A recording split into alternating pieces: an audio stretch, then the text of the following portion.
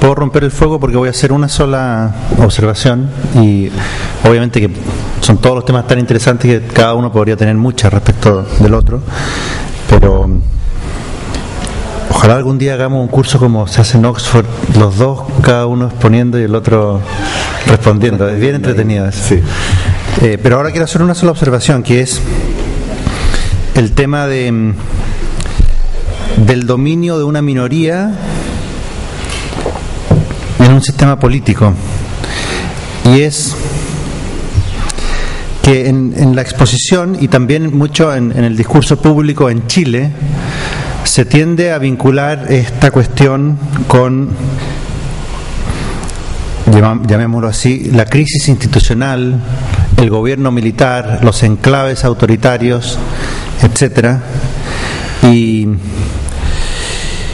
bien, yo no es que quiera quitarle importancia a este pobre país, pero es que todos los países son iguales. Ustedes tienen indignados por todas partes del mundo, Wall Street, Madrid, Atenas, marchando porque hay unas oligarquías que no dejan que se exprese lo que es, según esas minorías que marchan, la verdadera voluntad popular. Por lo tanto, aquí hay un problema de filosofía política mucho más profundo, y es, si no queremos una oligarquía, aquí traje la República de Platón porque a mí tampoco me gustan las oligarquías, que es un régimen en el que hay como dos estados dentro, es anacrónico, ¿no? Pero dos polei dentro de una sola comunidad, dos estados dentro del estado. Si no queremos una oligarquía, hay que investigar filosóficamente cuáles son los remedios contra la oligarquía, o qué medios institucionales favorecen la oligarquía y cuáles la desfavorecen. Y eso se puede hacer con independencia de si hubo régimen militar o no hubo régimen militar. Por ejemplo, las objeciones contra un tribunal constitucional, bueno, son las mismas que hay en Austria, o contra una corte suprema que tiene potestad de judicial review como la norteamericana. Entonces son discusiones de filosofía política que se pueden, y yo pienso que para clarificar más las cosas sería fantástico que en Chile en algún momento ya se desvincularan de cuál fue el origen histórico de que en Chile haya elementos que limitan el aspecto democrático de la Constitución, cosa que existe en muchas constituciones, ¿no? Lo que hay son regímenes mixtos.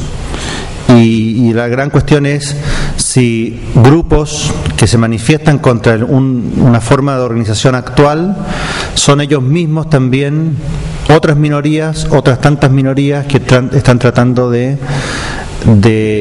acceder al poder o de transformar el sistema de otra manera, ¿no? Yo creo que eso es lo que hay que discutir. Por ejemplo, y para que vean cómo, un ejemplo clarísimo de cómo lo que puede parecer la opinión de la inmensa mayoría, medida por encuestas, no tiene nada que ver con la cuestión de fondo acerca de si queremos un régimen oligárquico o más democrático. El voto voluntario. El voto voluntario está descrito en la política de Aristóteles como un mecanismo oligárquico, ¿verdad? Es un mecanismo de oligarquía. Y si la mayoría quiere tener voto voluntario, pues bien, que tengan voto voluntario, pero que sepan que el régimen que se están comprando es la oligarquía, no es el régimen de la mayoría. Lo describió Aristóteles y creo que ha sido comprobado. Aquí los cientistas políticos contemporáneos son gente que con números comprueban cosas que son antiguas, como el hilo negro. Está comprobado eso estadísticamente.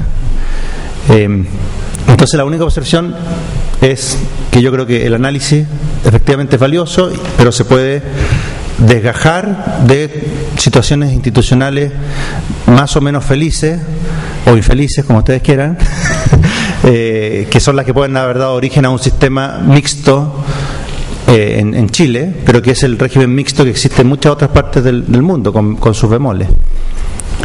¿Puedo decir algo? Claro. Yo distinguiría entre gobierno de las élites y gobierno de la oligarquía, porque una oligarquía, o sea, yo tengo la impresión de que no podemos en una democracia representativa, prescindir de élites en general. Y esto ocurre en el mundo sindical, en el mundo académico, en el mundo político. Sí. La Hannah Arendt sobre la revolución, a propósito, comentando precisamente esta idea jeffersoniana de pequeñas asambleas locales donde todo se resuelva directamente, o los soviets originales, ¿no? Consejos de obreros, campesinos y soldados de la Revolución de Octubre. O sea, bueno, pero siempre va a haber alguien que habla mejor, o que tiene las cosas más claras, que se va a destacar, que va a ser elegido por otros para el Congreso Regional de los Soviets, o que finalmente se produce necesariamente un proceso de elitización. Sí. O sea, ustedes estudian, bueno, los de ustedes que estudian aquí deben saber de modo inmediato que a pesar de que nunca nadie los reconozca en la calle como ahí van los abogados de la Chile, con todo ustedes forman parte de una pequeña élite privilegiada, ¿no? A las cuales se les transfieren fondos públicos, es decir, de todos los chilenos, para que ustedes tengan unas estupendas pegas. En principio, ¿no? Este es el argumento con el cual Carlos Peña pretendía rebatir mi distinción entre bienes privados y bienes públicos. Y entonces preguntaba razonablemente por qué razón todos nosotros tenemos que pagarle a ustedes cosas de cuyos beneficios solo ustedes van a gozar privadamente. Es una buena pregunta, encuentro yo, ¿no? No le hace ella mi argumento, pero es una pregunta razonable. Entonces hay que distinguir entre oligarquía y élites. Yo creo que puedo vivir yo con una democracia representativa elitaria, pero no con una oligarquía. Respecto del origen, mi problema no es el origen. O sea, el poner a Benninger, por ejemplo, como un ejemplo de quienes en el campo, que fue contrario a Pinochet, también valoraban la gobernabilidad y estabilidad que la Constitución del 80 le ha dado al país, ¿no? Lo que estaba tratando de mostrar es que, como saben los abogados que se dedican al derecho constitucional, que las condiciones genéticas de origen de una Constitución son un tipo de cuestión que difícilmente pueden constituir un argumento para cambiar la Constitución, ¿no? O sea, podemos tener argumentos para cambiar la Constitución, si es que fuese el caso, que sean internos al funcionamiento del régimen, pero decir, mire, es que esta Constitución no fue democráticamente discutida, ninguna Constitución, bueno, quizá la norteamericana, en 1783, pero eran 4 gatos más que los que discutieron la Constitución del 25 en Chile, sí, eso sí. O la del 78 en España, que también eran 4 gatos, pero que supuestamente representaban a todo el espectro político. La de Alemania, que pasa por ser una de las constituciones más democráticas del mundo, o sea, de las mejor pensadas, qué sé yo, con el Tribunal Constitucional kelseniano, con esta limitación de la propiedad en el artículo 6º, ¿no? Fue impuesta al pueblo alemán por los poderes, por las potencias aliadas. Entonces, ¿de qué origen democrático? Yo creo que ese no puede ser el problema. Yo en eso puedo estar de acuerdo contigo. Y por último, hay una cosa que yo pensaba hacer, que al final nunca hice, que tiene que ver con una concepción de la política. En muchos sentidos, esto es un párrafo no leído, digamos, en muchos sentidos la situación institucional y política de Chile puede parecernos anormal. Yo siempre, cuando estamos discutiendo en algunos talleres, qué sé yo, Rawls y ese tipo de cosas, la gente empieza a argumentar, pero ¿cómo en Chile pasa? Yo le digo, pero si Chile no puede ser o sea, no le da ni para ser ejemplo de libro de texto. ¿Sí? Entonces hablemos de la sana teoría y no nos preocupemos de los defectos empíricos, porque entonces no vamos a llegar a ninguna parte. Entonces parece anormal, pero considerada en general, la crisis de la representatividad que sufre la clase política aquí no se diferencia mucho de la que sufren las democracias constitucionales en otras latitudes. La aparición activa de la ciudadanía en la calle, que desafía el monopolio del poder por parte del Parlamento y el Ejecutivo, aquí no es muy diferente de la que se da en España, Italia o Grecia, donde los ciudadanos tampoco cuentan con canales institucionales de participación, y eso que ellos cuentan, eso es lo que yo creo, con muchos más que nosotros. El modo en que las democracias elitarias conciben la participación de la ciudadanía es que ésta se organiza en grupos de presión, Patagonia sin represas, Greenpeace, o en grupos de buenas intenciones, Techo para Chile. Yo creo que cuando convertimos la discusión pública en algo que una iniciativa privada puede llevar a cabo, nos hemos echado al bolsillo el concepto de bien público. Y yo creo que en este país nadie se ha puesto a pensar en serio en el concepto de bien público, qué puede implicar, qué consecuencias tendría, si acaso tiene que ser el Estado el único proveedor de bienes públicos, o quizás pueden haber agencias privadas que provean bienes públicos de una cierta manera que no sea lesiva para los intereses precisamente del bien público. Una cuestión que tendrán que discutir los técnicos, pero yo creo que un ejemplo de cómo agencias privadas pueden proveer bienes públicos, un ejemplo que puede parecernos deficitario en muchos sentidos, pero que tenía grandes virtudes, es que en el sistema universitario pre-1981, o sea, antes del decreto ley 2200, que es la Ley General de Universidades, que es la institución que nos gobierna en este momento, existían 8 universidades, solo 2 de las cuales eran estatales. Las otras 6 eran universidades privadas, ¿no? Privadas en el sentido estricto de la palabra, o sea, la Universidad Católica, la Universidad de Concepción, que era de los radicales y masones, más masones que radicales, en fin, ¿no? Pero todas esas universidades privadas se gobernaban o se entendían a sí mismas como si fuesen universidades públicas.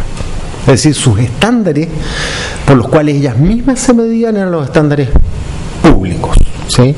Naturalmente esto tenía una serie de defectos. Por ejemplo, ¿tú estudiaste en la Católica? Sí. ¿Te tocó comisión visitante de la Universidad de Chile? ¿O ya se había abolido? No, ya se había terminado, sí. Muy poco antes. Pero muy poco antes. O sea, un abogado de la Universidad Católica que iba a dar su examen de grado tenía en su comisión profesores de la Universidad de Chile que eran examinadores externos, porque el Estado docente pensaba que tenía que supervigilar. No era la calidad lo que supervigilaban, pero no, lo que supervigilaban era el monopolio del Estado sobre la educación, ¿no? Y lo mismo ocurría con la Universidad de Chile antes de 1843, que funcionaba como una especie de superintendencia de educación. Bueno, los que salen del Instituto Nacional deberán saberlo solo por experiencia propia, ¿sí? Entonces esa es una discusión en la que nadie se ha metido en serio. Me dio mucho gusto, poco antes de venir acá, escuchar a Noam Titelman haber dicho el fin de semana que efectivamente, ¿no?, que el problema era pensar en los bienes públicos. O sea, alguien al menos está en lo que yo creo que es la línea correcta. Pueden formular preguntas entre medio, no hay por qué seguir un orden tan... Oye, puedo decir una cosa que estoy realmente asombrado, porque yo hice una pregunta y la respuesta estaba escrita ya, solo que no la había leído. Gracias, muchas gracias. Y además estoy totalmente de acuerdo con el tema de los bienes públicos. O sea, es de toda la tradición de la filosofía política el que lo que se está discutiendo no es cómo... Hay una discusión, obviamente, ¿no? Hay algunos que piensan que efectivamente el bien público es la suma de bienes particulares y una mera ordenación, pero hay toda una tradición que es la tradición aristotélica, que es la tradición kantiana también, que es la tradición de que no, que aquí hay bienes públicos que son específicamente públicos, y hay que pensar a fondo eso para no perdernos en eslóganes que además no son eslóganes de izquierda o derecha, sino que son la línea divisoria de aguas ahí no es la línea ideológica que normalmente se presenta, izquierda, centro, derecha, sino que tiene que ver con distinciones completamente distintas acerca de qué es la política, para qué convivimos, qué criterios de racionalidad podemos compartir, aunque no compartamos muchas veces algunas aplicaciones en temas muy candentes, etcétera. Así que muchas gracias.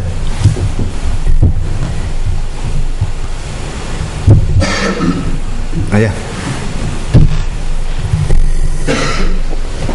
Sí. Como desee, sí. Mi pregunta Hay que prenderlo, creo.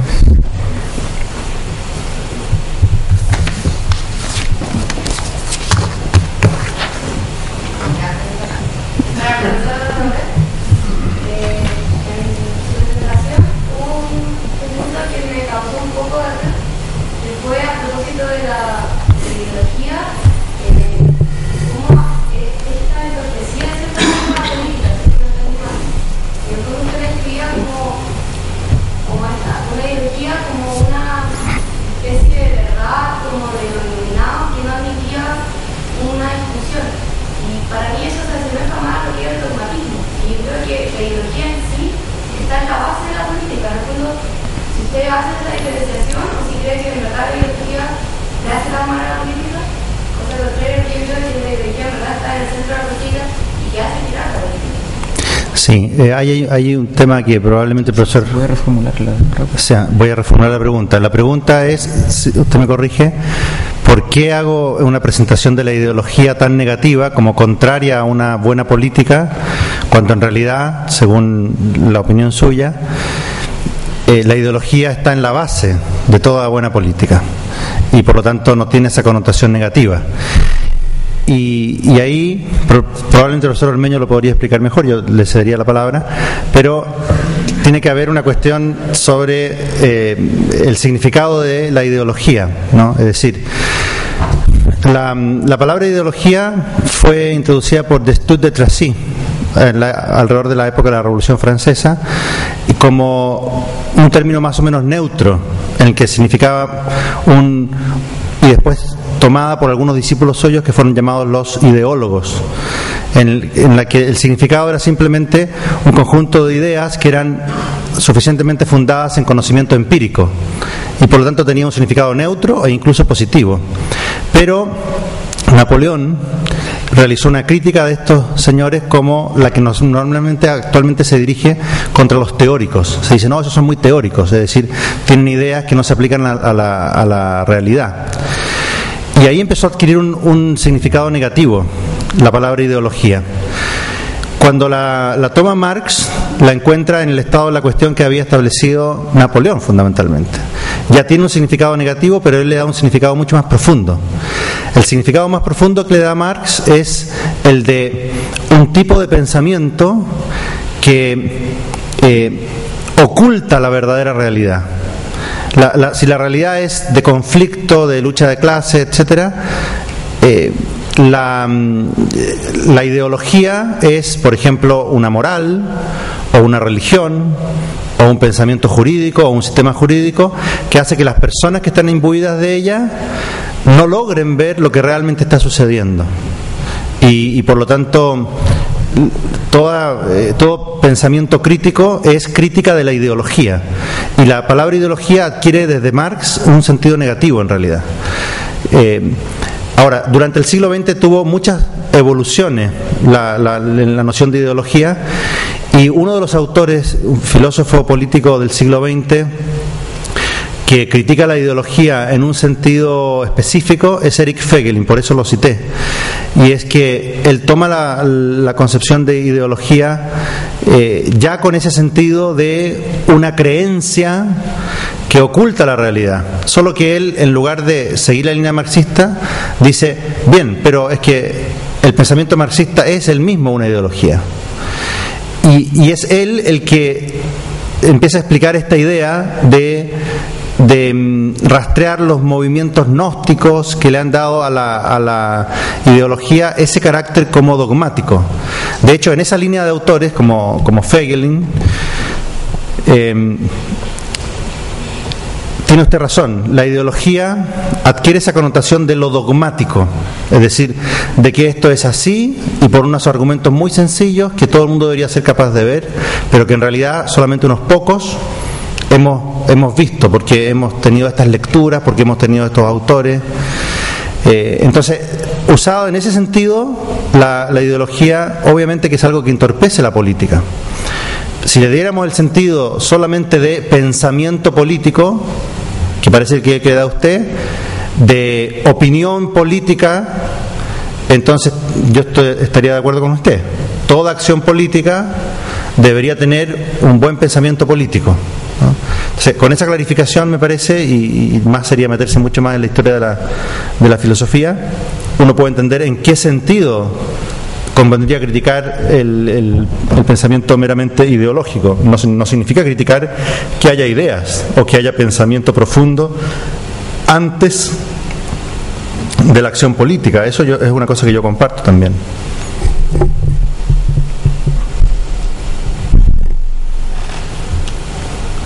Por allá. El micrófono no funciona, ¿no? Sí, pero se escucha claramente.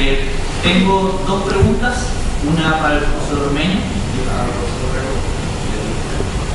Para el profesor Ormeño, finalmente lo que está proponiendo implica que haya instituciones no institucionalizadas, ¿sabes? Hay que preparar el campo para mañana, tiene que ver con eso en parte de la pregunta. Y para el profesor Corrego, el concepto clásico en general se presenta como atractivo porque se presenta como una reflexión paradójicamente presente. Desde ese punto de vista, un problema se plantea porque en el tiempo que Sócrates habló por primera vez, o Tito habló por primera vez, había un conflicto neto que tenía que ver en particular con una cuestión que Aristófanes muestra en las nubes, que era precisamente que ya estaba el quiebre en la polis. Ya antes de eso tiene sentido la cuestión de mire usted, está las nubes, está, o sea, finalmente los dioses que usted invoca no son los dioses de Atenas, y siendo así cada vez.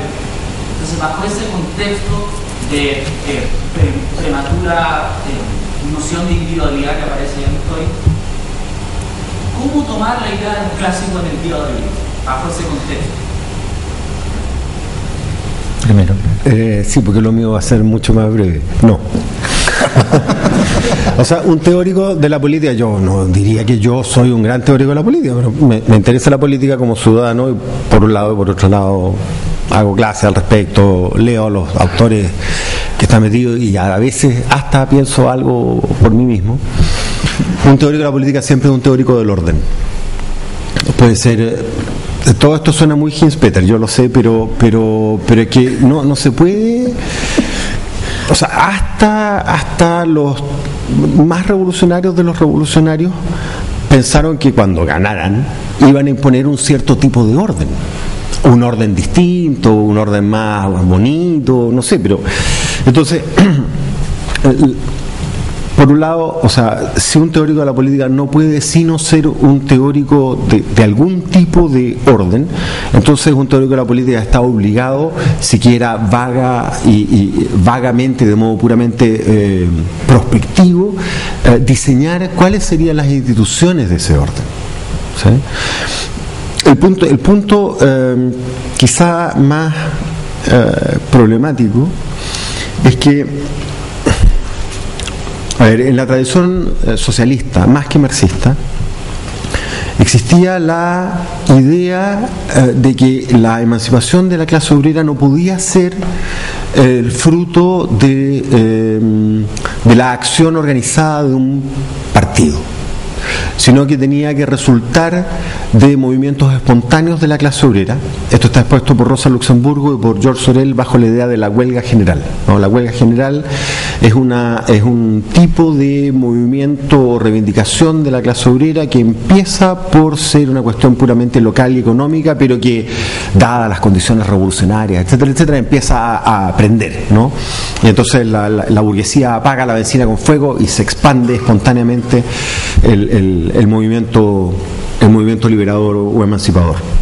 Las críticas de Luxemburgo a Lenin son particularmente notables precisamente bajo esa cuenta, ¿no? O sea, precisamente porque Lenin no cree en la acción espontánea de la clase obrera, porque Lenin se da cuenta de que la clase obrera ya está cooptada por el capitalismo, y por lo tanto tiene una conciencia sindicalista de reducción de horas, de aumento de salarios, pero no una conciencia revolucionaria. Entonces la conciencia de clase tiene que serle importada desde afuera por la vanguardia del proletariado, que es el partido, bueno, en aquel entonces el Partido Obrero Socialdemócrata Ruso bolchevique.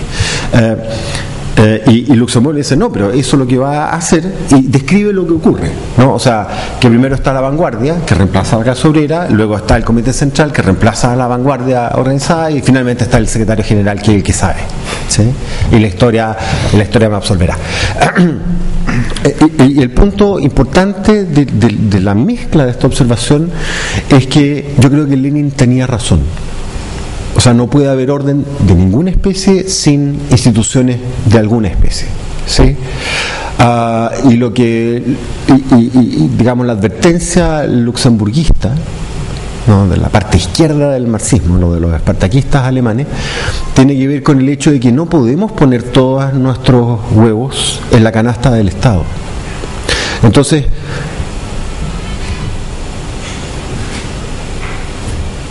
yo, por razones distintas a las que invocarían las personas que tienen una ideología de neoliberal, yo no creo en la educación, o sea, no creo en el rol preponderante del Estado como la panacea para todos nuestros problemas, pero por una razón que puede ser convergente, pero que tiene que ver con el hecho de que, a final de cuentas, el Estado moderno tiene una capacidad de homogeneizar opiniones, de aplastar a la disidencia por medios legales y legítimos que difícilmente podríamos decir que Paulman o Lukács tienen a su disposición. O sea, cuando Paulman y Lukács, solo para caricaturizar la posición, quieren imponer una opinión, ¿no?, según el cual, digamos, el gobierno del país burgués, no sino la junta directiva de los burgueses que lleva todos los negocios, tienen que acudir al Estado.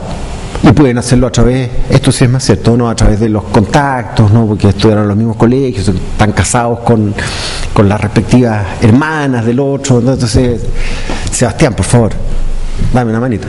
Ya, está bien. Pero eso no es lo mismo que tener a tu disposición el aparato represivo del Estado, el monopolio del jus puniendi, o la iniciativa de ley. Y entonces, en esto yo preferiría ser más anarquista. Esto para mí, en mi historia, esto es desgarrador. Pero yo preferiría ser más anarquista en este sentido, y quizá es razonable pensar que ciertas instituciones que proveen bienes públicos o servicios públicos pudiesen ser o bien autoadministradas por la comunidad. A final de cuentas, la municipalización de la educación y la salud, en principio, no es una mala idea. El problema es otro, ¿no? Porque ahí es la propia comunidad la que en principio podría administrar los recursos que ella tiene para solventar las necesidades de los habitantes de la comuna. Todo eso suena muy bien en el papel. Nosotros sabemos que en realidad no funciona así, pero no funciona así no porque la idea no sea buena. No funciona así por razones estructurales. Imagínense usted una comuna autogestionada de Los Espejos con sus propios recursos versus la comuna autogestionada de Las Condes con sus propios recursos. Ahí quedó claro que ese es uno de los problemas. Esa es una posibilidad. Los comunistas yugoslavos, antes de que ese país se disolviera por completo, eran partidarios de la autogestión, es decir, que no hubiese planificación central de la economía, sino que en cada fábrica o en cada rama de la producción fuesen los trabajadores de esa rama de la producción o de esa fábrica los que decidiesen en qué invertir, cómo invertir, etcétera. Y noten ustedes que hay una empresa brasileña que ha sido escogida durante varios años seguidos como el mejor lugar para trabajar en Brasil, en el que efectivamente los trabajadores de esa empresa se conducen según el modelo autogestión. Es una empresa privada, ¿no? Pero el dueño le dio curso a la idea de una administración sin gerente. Cada unidad productiva de la fábrica administra sus propias metas, administra los recursos humanos. O sea, ¿por qué una cosa así no podría ser posible? ¿Sí? Instituciones, sí. La pregunta es ¿cuáles? ¿Y en qué? Bien, la pregunta hay Humberto Eco tiene un libro sobre los clásicos en que define una obra clásica como no por una época. Un clásico podría estar escrito ayer. Lo que pasa es que los mortales que no tenemos tanto gusto literario no somos capaces de darnos cuenta y quizás confundimos lo que va a superar la prueba del tiempo con cosas que no la van a superar. Entonces, el clásico es algo precisamente que supera la prueba del tiempo. Además, un rasgo externo que él detecta es que los clásicos están llenos de incorporación de clásicos precedentes. O sea, el autor que llega a ser clásico, él mismo ha desarrollado el buen gusto, estamos hablando de literatura, y la perspicacia y la penetración para captar lo que en toda la tradición anterior está vigente ahora. Por lo tanto, esa pregunta de qué podemos hacer con los clásicos hoy, me parece a mí que no tiene una respuesta como puramente teórica. Es decir, que yo pudiera decir, mire, usted le hace los libros tales y cuales de la República porque esos están vigentes y los otros no. No, es como el buen pintor de arte contemporáneo. Domina todas las técnicas anteriores y es capaz de apreciar también todas las obras de arte anteriores en su belleza. En la filosofía política me parece a mí que pasa lo mismo. Si uno toma un buen filósofo político actual, lean la historia de las ideas políticas que tiene Rawls, por ejemplo. Bueno, recorre todo. Lean a Leo Strauss, que son de posiciones políticas muy distintas, pero tienen algo en común, y es que han barrido a los autores anteriores, han hecho un barrido de lectura de todos los autores anteriores, han reflexionado personalmente acerca de eso, han asimilado personalmente acerca de eso, han llegado a conclusiones distintas, por supuesto, acerca de cómo eso se aplica en la realidad presente. Pero la filosofía política tiene un cierto nivel de trascendencia respecto de la contingencia y puede descubrir principios que son comunes, etcétera. Yo muchas veces recomiendo leer, pero con la advertencia que acabo de hacer, los libros octavo y noveno de la República de Platón, donde él traza magistralmente que las características de los ciudadanos de los distintos regímenes políticos y del régimen que cobija a ese ciudadano, de cómo es el ciudadano oligárquico, cómo es el ciudadano democrático, y uno va leyendo eso, va diciendo, bueno, pero si esto describe a gente que yo conozco, a mí mismo, es plenamente actual. Eso es lo propio de un clásico, y eso es independiente de si yo en definitiva voy a estar de acuerdo o no con ese autor clásico. No sé si se entiende. Entonces, no hay hay que leerlo, simplemente hay que leerlo, y de ahí tomar lo que me puede ayudar a una reflexión más profunda. Y eso se aplica también a los clásicos modernos. O sea, a veces se dice clásico, uno piensa antiguos. No, se aplica lo mismo a los clásicos modernos, ¿no? La metafísica de las costumbres de Kant, por ejemplo. Claro, lee uno cosas que le chocan. Le puede chocar a uno, no sé, cómo describe el matrimonio, por ejemplo. Es chocante. Pero es un clásico, ¿no? Que se puede incorporar en un debate actual sobre ese tema. ¿Y cuáles van a ser los clásicos del siglo XX? Bueno, yo soy un pigmeo, esto me está grabando, es decir, soy un pigmeo, no sé cuáles van a ser los clásicos del siglo XX. Creo que va a adquirir cada vez más fuerza Carl Schmitt. Está adquiriendo mucha fuerza. Desde hace unos 30 años, muchísima fuerza en ambientes ideológicos completamente distintos. Mucho más que durante su vida, incluso durante los pocos años posteriores a su muerte. Pero va a llegar a ser un clásico, va a ser estudiado en el siglo XXII, XXIII. Probablemente no sé en realidad, ¿no? ¿Quién puede saber eso? En cambio, los antiguos y los de la primera modernidad ya están probados. Es muy probable que en el siglo XXII se siga estudiando a John Locke. Muy probable. Y Aristóteles también. Está con problemas de tiempo, ¿no? Sí, pero antes de eso, quizá una última pregunta del público, si hubiese alguna. Por allá. Y con eso usted...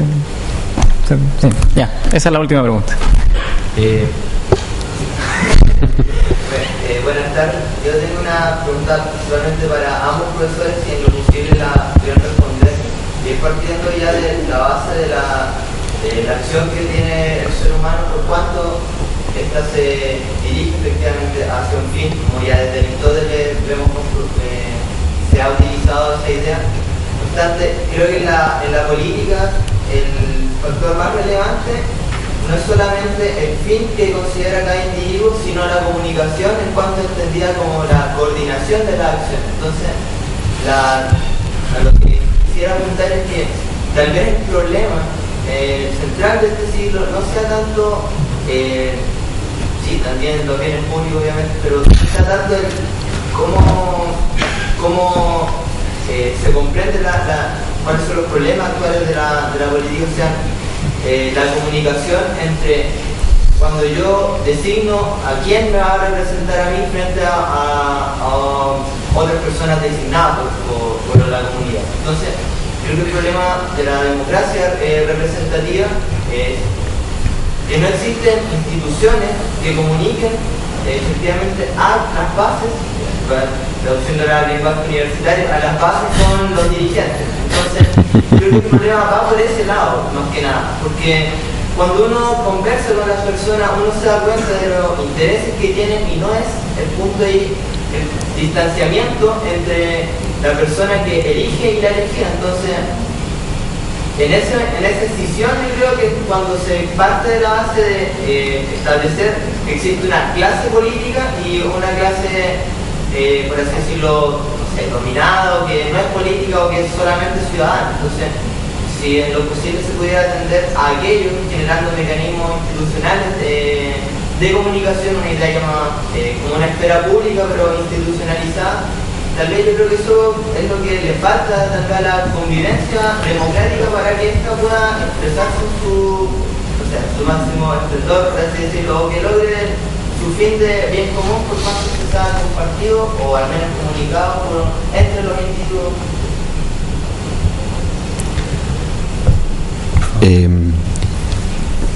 Tengo que reformular la pregunta para que se quede grabada, pero no.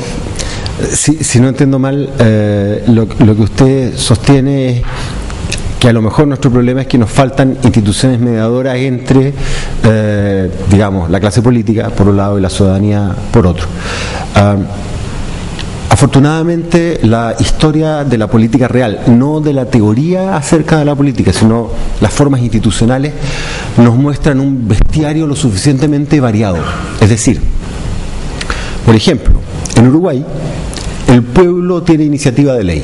¿Esto qué significa? Que si usted junta las firmas suficientes para presentar una moción, ¿no?, para que esta sea una ley de la República, el Estado tiene la obligación de llamar a una consulta popular para ver si, digamos, todos los que están habilitados para votar, o sea, los ciudadanos, están en condiciones de darle ese sello o no. Al mismo tiempo, el pueblo, todo el pueblo, ¿no?, tiene la potestad de vetar una ley que el Parlamento ya ha decidido. Es decir, en ese país, que es pequeño, etcétera, etcétera, existe una combinación interesante, pero no única, entre mecanismos de democracia representativa y mecanismos de democracia directa. ¿Sí? Y entonces, si esto es así, o sea, si es posible semejante cosa en un país como Uruguay, no veo que el problema pueda situarse en una especie de, digámoslo así, estamento o capa intermedia que tenga que vincular ciudadanos de base y clase política. El problema, más bien, que yo creo que es bien profundo al que usted apunta, es que cuando usted puede hacer de la política su modo de vida, usted puede adquirir intereses propios que no son aquellos intereses de las personas que usted dice representar. Y si esta autonomización de los intereses de nuestros representantes elegidos llega hasta ese punto, entonces tenemos un problema eventual. Ahora, la cosa sociológicamente es mucho más complicada, ¿no? En un país como Estados Unidos, esto lo detectó Sir Wright Mills en un libro recomendable que se llama La élite del poder, que es de los años 50, o en un país como este, lo que ocurre es que alguien que pertenece a la clase política puede también pertenecer a la clase dirigente del sector económico y al mismo tiempo tener una posición social expectable, como se dice, ¿no? Y entonces circula de aquí para allá, de allá para acá. ¿Ve usted Reserva de Familia? El viejo Ruiz Tagle no mete a su yerno, que es un asesino, de candidato a concejal. Naturalmente eso es una caricatura de las élites, porque además la TLC, tengo entendido, es originalmente española. Pero la institución del cohecho, que existió durante mucho tiempo en este país, consistía básicamente en eso, ¿no? Don Fernando Lascano, por ejemplo, cuando se presentó a diputado, si no recuerdo mal, por Curicó, ofrecía a los votantes que ya habían votado por él, cosa que se sabía porque cada candidato tenía su papeleta de un color particular que llevaban en la mano para votar por él, o sea, el voto no era secreto, ofrecía a todos los que habían votado por él un asado, ¿sí? Y entre ellos se podía participar en la rifa o sorteo de una vaquilla, ¿sí? Claro, si yo soy el dueño de las tierras, o mi suegro lo es, que en el caso del señor Lascano, claro, y además yo voy a ser parte de quienes van a discutir los negocios públicos, es ahí donde está el problema. Yo creo que la noción de clase política es más bien limitada en su utilidad, aunque por razones, digamos, por razones analíticas pueda servir como para hacer segmentos de la vida social y destacar algunas cosas, pero el punto no es un problema, no tenemos problemas comunicacionales, ¿no? Lo que nos falta es relato, como habría dicho el ministro. A ver, yo quisiera tocar otro aspecto de la cuestión, que es si efectivamente un sistema, por mucho que se complemente con mecanismos de democracia directa o semidirecta, va a evitar el problema de que se pueden representar las voluntades pero no los pensamientos. Ese es el gran problema que está detrás de esto. Yo puedo contratar a un abogado, por ejemplo, para que me represente en un juicio, pero yo no quiero que él haga lo que yo haría, yo quiero que él haga lo que él haría, porque él es el que sabe de derecho y por tanto me tiene que representar en cuanto a que ocupa mi lugar, por decirlo así, y mi voluntad, pero él tiene que poner los conocimientos. Entonces, no hay que confundir la democracia con el populismo. Una persona puede ser representante de una zona, por ejemplo, y no deja de tener la obligación de deliberar acerca de cuál es el bien público para el cual se le ha elegido como representante, que puede ser distinto del bien particular y de los intereses de su representado. Entonces ahí es donde pienso yo que pueden tener utilidad, y adhiero entonces a lo que dice el profesor Ormeño, pueden tener utilidad mecanismos que dispersen el poder, mecanismos que permitan corregir lo que quizá hizo un parlamento demasiado influido por determinados intereses particulares, pero que todo el pueblo podría decir en un plebiscito, mire, esa ley no, etcétera. Pero incluso eso va a estar sujeto a esta contingencia humana, que es que hay grupos de presión, hay gente que hace propaganda, etcétera. Por tanto, lamentablemente es empíricamente, me parece a mí, insoluble la cuestión de que un cierto nivel de distancia va a haber entre los representantes y los representados, y en algunos casos es bueno que ese nivel exista, incluso, me parece a mí.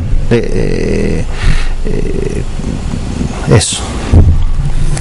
Bueno, hay apuro, pero cerremos, ¿no? Muchas gracias a los profesores por asistir. Gracias. Y quedan desde ya invitados a, por lo pronto, mañana a la mesa de violencia de los profesores Fernando Atria y Carlos Pérez. Ahí sí va a correr sangre. Qué expectativa, ¿no? Muchas gracias.